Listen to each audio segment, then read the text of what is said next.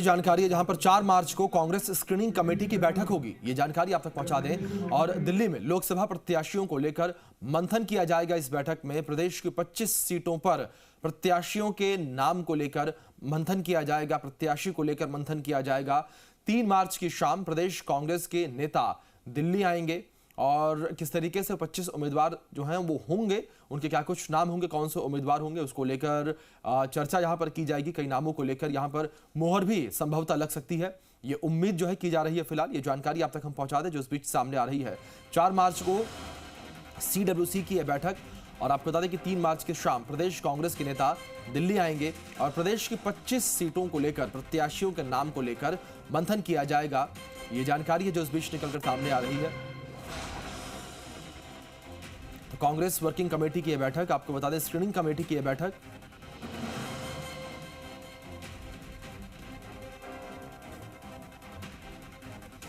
तो इस बीच हमारे सहयोगी निजाम हमारे साथ जुड़ गए हैं, सीधे उनका रुख कर लेते हैं। निजाम, जानकारी आपसे यहां पर चाहेंगे बैठक को लेकर। जिस तरीके से लगातार मंथन जारी है, किन आधार पर टिकट जो है कांग्रेस देगी, किस तरीके से आधार जो है उम्मीदवारों के लिए बनाया गया है? देखिए, अगर लोकसभा चुनाव को लेकर कहा जाए तो प्रदेश कांग्रेस की स्क्रीनिंग कमेटी हो चुकी है। उसके बाद दिल्ली स्तर पर जो है कांग्रेस की स्क्रीनिंग कमेटी प्रदेश के 25 लोकसभा सीटों को लेकर एक स्क्रीनिंग कमेटी हाल ही में फरवरी के दूसरे वीक में हुई थी, जब सभी प्रदेश के नेता जो हैं स्क्रीनिंग कमेटी से जुड़े सभी नेता यहाँ मोरे रजनी पाटिल रही और तमाम नेता जो मौजूद रहे। लेकिन उस बैठक का सबसे बड़ा मजमून यही था कि जो जितने भी वरिष्ठ नेता हैं राजस्थान कांग्रेस के, उन सभी को चुनाव लड़ाया जाए, जिसमें 13 नेताओं के नाम सामने आए थे कि उन 13 नेताओं के नाम चुनाव लड़ाया जाए। लेकिन बात यह है कि जब उनसे पूछा गया तो वो कन्नी काटते रहे, यानी कि जो दिग्गज नेता हैं चुनाव लड़ने से बचने की बात कहते रहे। और इसी को लेकर जिसके बाद तय किया गया था कि एक और स्क्रीनिंग कमेटी रखी जाए, उसमें और भी चर्चा होगी। तो संभवतः 4 मार्च को जो है सुबह ये स्क्रीनिंग कमेटी रखी जा सकती है और इसके लिए 3 मार्च की रात को कुछ प्रदेश के जो कांग्रेस के नेता वो दिल्ली आ सकते हैं। इसके साथ ही फिलहाल चूंकि राहुल गांधी अभी जो है भारत जोड़ो यात्रा में है, 10 मार्च तक की यात्रा है, वो आगे 1-2 दिन और बढ़ सकती है। तो लेकिन तो ऐसे में स्क्रीनिंग कमेटी अपने सारे काम 10 मार्च से पहले पूरा करना चाहती है और इसी के चलते ये, क्योंकि उसके बाद केंद्रीय चुनाव समिति के जो उसकी CC की बैठक होगी कांग्रेस की, उसमें फाइनलाइज 15 मार्च से पहले जो है कांग्रेस भी अपने जो सभी उम्मीदवारों की पहली सूची बड़े स्तर पर निकाल सकती है, जिसको लेकर कवायद होगी।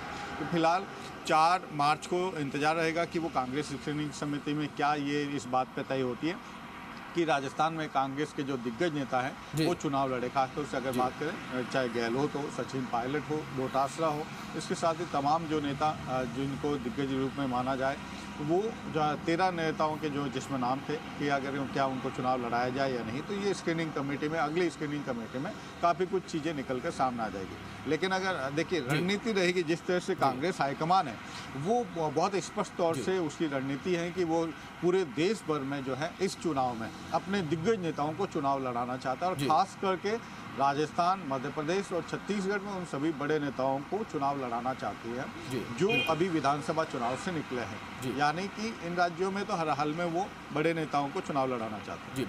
निजाम, जानकारी आपसे यहाँ पर यह भी चाहेंगे हम कि खुलकर अगर दावेदारी को लेकर बात करें तो फिलहाल पेश नहीं की जा रही है।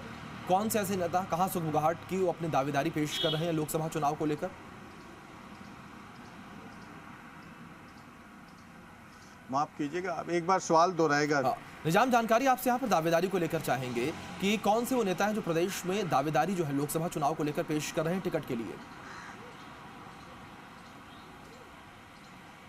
देखिए, यही सबसे बड़ा कांग्रेस के सामने अभी सबसे बड़ा पेच यही है कि उसके बेशक जैसे बीजेपी के सामने ये स्थिति है, एक सीट पे कई जगह 55 दावेदार आए हैं। दूसरी तरफ कांग्रेस के सामने अभी इस चीज़ को लेकर काफ़ी मशक्कत है। उसके पास आ रहे हैं कई सीट ऐसे हैं जहाँ पर उनके पास 5 से 10 तक नेता हैं।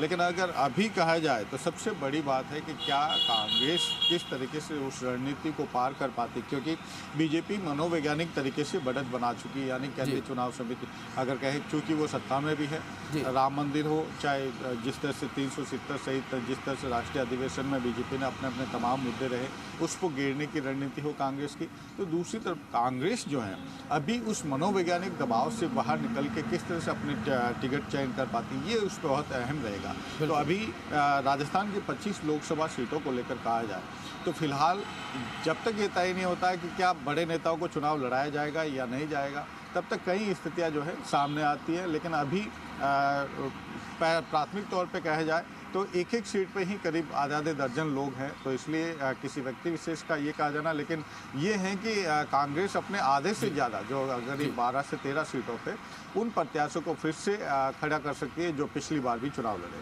बिल्कुल निजाम, देखना बड़ा दिलचस्प होगा किस तरीके से कांग्रेस जो है जो नाम है उन्हें तय करेगी, किस तरीके से फिल्टर करेगी। निजाम, आप बने रहें हमारे साथ।